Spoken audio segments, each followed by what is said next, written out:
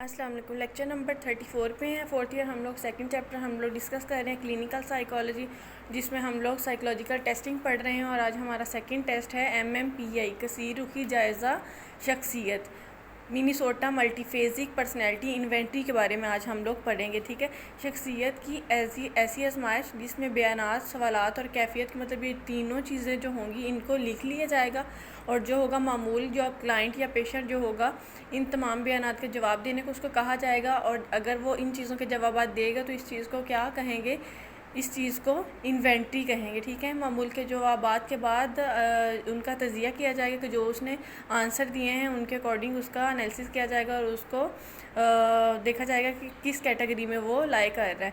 अब इसकी अगर बात की जाए तो ये एक ऐसी आजमाइश है जिसमें शख्सियत के नुमाया का मतलब जो प्रोमिनेंट उसके एस्पेक्ट्स हैं उनका बैक वक़्त में जायज़ा लिया जाता है। इसके बयानात जो हैं उनमें कोई इबहम नहीं पाया जाता और इसके जवाबात के तज़िया और दर्जाबंदी का निज़ाम जो होता है वो ऑलरेडी पहले से ही तयशुदा होता है। अकॉर्डिंगली जो भी आंसर आना है उन्हीं के अकॉर्डिंग ही आएंगे। ठीक है, इन खूबियों ने ही इसको क्या किया है, MMPI को बहुत मकबूल तरीन आजमाइश बनाया। अब अगर इसके बैकग्राउंड की, इसकी हिस्ट्री की बात करें तो उसमें जिन लोगों ने इस पर काम किया था वो है हथावे और मैकने जो है मैकनले, उसने इसमें काम किया था, इस पे काम किया था। 1934 की बात है जब उन लोगों ने इस पर काम किया था। इस आजमाइश को क्या किया था उन्होंने, बुनियादी तौर पर जहनी मरीज़ों की तशख़ीस के लिए वज़ा किया था, मतलब जहनी मरीज़ों को डायग्नोस करने के लिए इस आजमाइश को इस्तेमाल किया गया था। कि इस आजमाइश को MMPI को इस्तेमाल किया गया था। इसमें इन्होंने क्या किया था ये आप लोगों ने बहुत अच्छे से याद रखना है। 550 बयानात इसने शामिल किए थे, लेकिन ये 1934 की बात है, तब उन लोगों ने जब स्टार्ट किया था तो उसमें 550 आइटम्स को उन्होंने शामिल किया था। बाद में क्या था, 1951 में नज़र षानी के बाद जो यही वाले 150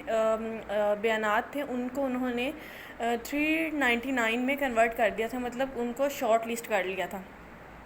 और अगर पाकिस्तान के जो डॉक्टर लायक मिर्ज़ा हैं उन्होंने क्या किया था, इनका तर्जमा, ये जो बयानात थी इनका तर्जमा जो था वो उर्दू में किया था और इनको पाकिस्तान की आबादी के मुताबिक ही उसको स्टैंडर्डाइज़ किया था।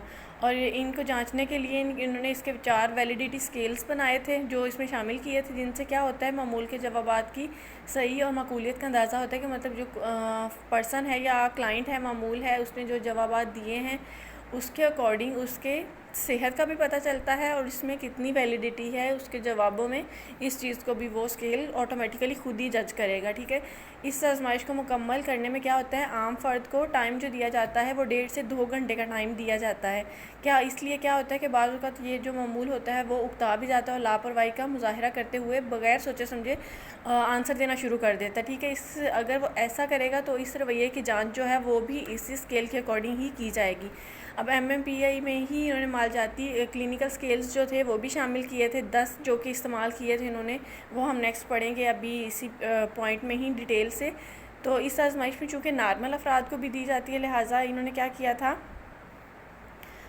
जो इनका तज़िया किया था और मालूम करने की कोशिश की थी कि किसी फ़र्द किसी मरीज़ या मर्ज़ का रुझान पाया जाता है कि नहीं। मतलब अगर नॉर्मल फ़र्द पे भी ये चीज़ अप्लाई की जाए तो उससे भी ऑटोमेटिकली पता चल जाता है कि जो नॉर्मल पर्सन है वो नॉर्मल ही है या उसमें कोई मर्ज़ पाया जाता है। ठीक है, अब यहाँ नोट में उन्होंने एक छोटी सी बात बताई हुई है कि क्लिनिकल स्केल की वजाहत से पहले इसी बात को बताना ज़रूरी होगा कि जो ज़हनी अमराज की तशख़ीस के लिए बनाई गई आजमाइश हैं अपने दौर की DSM के मुताबिक है, मतलब तब DSM-5 जो थी उसके अकॉर्डिंग है। और अब की जो DSM-5 है तब DSM ही थी और अब की जो लेटेस्ट है वो है DSM-5 के दौर में कुछ ज़हनी अमराज की इन्होंने मतलब इतनी चेंजेस नहीं हैं दोनों में, जस्ट कुछ के नेम चेंज किए हैं और कुछ चीज़ें फ़र्दर ऐड हुई हैं। ठीक है, इनकी दर्जाबंदी की गई, इसलिए अगर गुडमुड हो तो इसमें आप लोगों ने परेशान नहीं होना।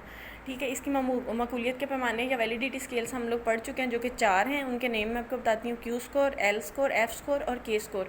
अब हम इनकी डिटेल देख लेते हैं, Q कौन से होंगे, L कौन से होंगे, F कौन से होंगे और K कौन से होंगे। ठीक है, ये बहुत इंटरेस्टिंग है।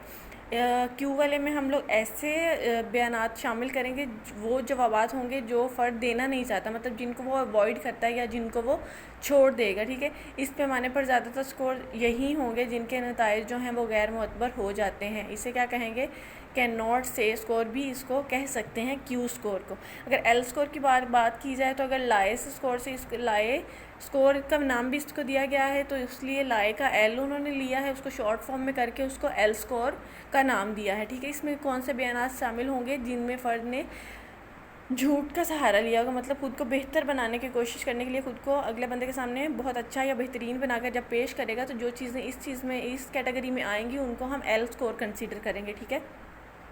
एफ़ स्कोर वो होंगे जिसमें फ़र्द जो है वो लापरवाही से हमारे क्वेश्चन को अटैम्प्ट करेगा, ठीक है। इसका मतलब होगा कि मामूल ने जो भी बयानात को समझने और जवाब देने में बहुत सी गलतियां होंगी, ठीक है, और जो वैलिडिटी है वो हमें ये चीज़ बता देगी। अब के स्कोर की बात की जाए तो इसका ताल्लुक जो है हमने एल स्कोर और एफ़ स्कोर जो दोनों पढ़े हैं, इनके दोनों स्कोर से है के स्कोर का ताल्लुक। किस तरह से? इस तरह के फ़र्द क्या होता है, ज़्यादती स्कोर की ज़्यादती फ़र्द को बेहद मोहतात रवैये को ज़ाहिर करती है, कि मतलब अगर वो हर चीज़ में एहतियात करके आंसर उसने क्वेश्चनिंग को अटैम्प्ट किया है तो भी वो उसके रवैये को ज़ाहिर करेगी, ठीक है। जबकि क्या होगा, अगर कम स्कोर की हद भी होगी तो भी वो बेतकल्फ़ी की अक्कासी करेगा, यानी मामूल को कोई फ़र्क नहीं पड़ता कि इसका तासुर कितना बिगड़ रहा है। मतलब अगर वो नेगेटिवली खुद की पर्सनैलिटी को लेके जा रहा है तो भी हमें पता चलेगा कि वो खुद को भी कितना इग्नोर कर रहा है, वो उसको समझ ही नहीं आ रहा कि नेक्स्ट बंदा जिसने उसका टेस्ट लिया है, जिसने उसको चेक करना है, जिसने उसको स्कोरिंग देनी है, या जो भी पर्सन उससे टेस्ट ले रहा है उस पर उसका कोई इमेज पड़ेगा, इस बात से उससे कोई फ़र्क नहीं पड़ता है, ठीक है। ये जो स्कोर है इसको आजमाइश के लिए ही उन्होंने करेक्शन फैक्टर कहा है।